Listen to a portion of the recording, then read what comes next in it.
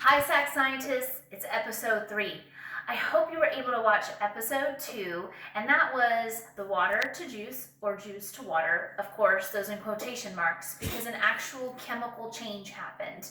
And that chemical change was indicated by the color change that happened with the phenolphthalein and the ammonia base, and then the recycling liquid, which was the vinegar.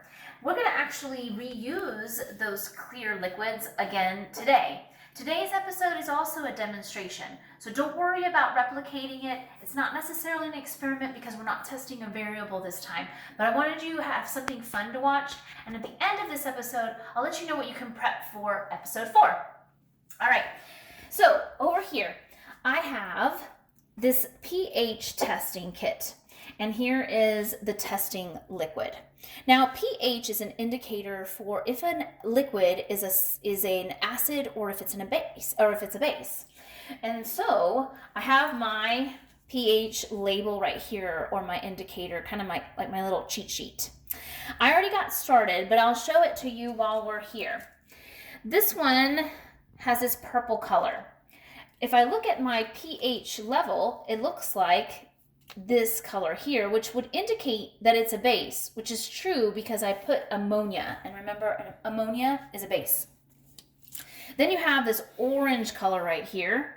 This one looks kind of similar to this end of the spectrum, which means then that one would be an acid, and that's this vinegar right here.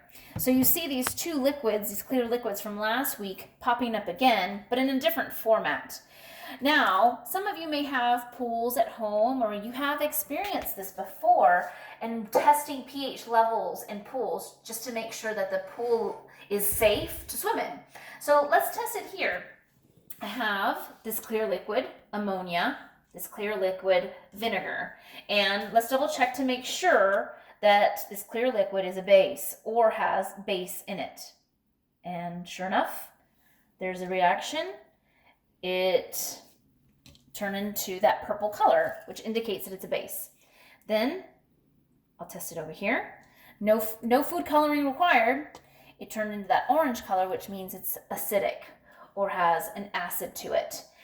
So that pH level is important in this unit because, again, acids and bases contribute to chemical changes. So I just wanted you to see this portion right here before we move on to the next step. So if you can see my screen here, I have the Sick Science. Of course, you guys have seen this. This one is called Think Ink.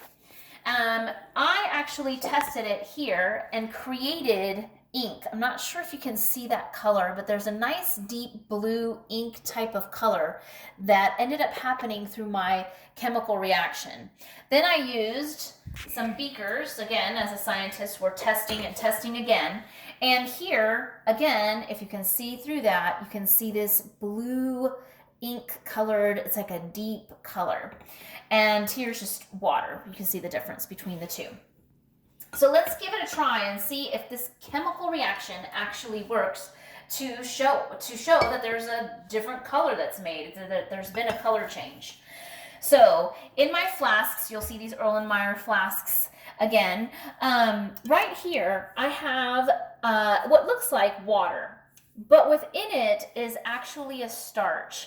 Now, I went to the closet where we have our ironing board, and I found this liquid starch here. And I just sprayed it in here with a little bit of water.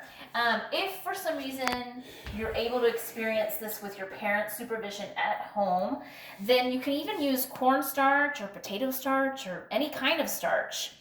Then, this is the part that gets a little tricky. I used something called iodine solution. Now, iodine does stain, so you have to be very cautious with iodine, but that went into, a few drops went into my next flask. So all I did is got my dropper and my pipette went right there in the flask, and then I just used some water to kind of dilute it a little bit. If you do cornstarch, this is the ink that's created. It almost looks like, here, so you can see it, it almost looks like ink that an octopus would produce. But let's create this deep ink color using iodine and then the liquid starch. So think ink. Think ink.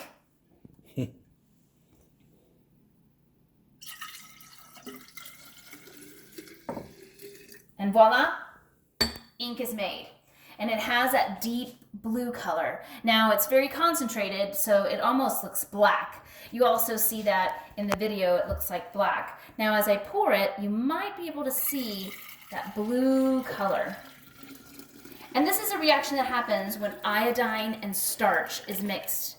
Now, depending on the starch, it'll have a different type of color.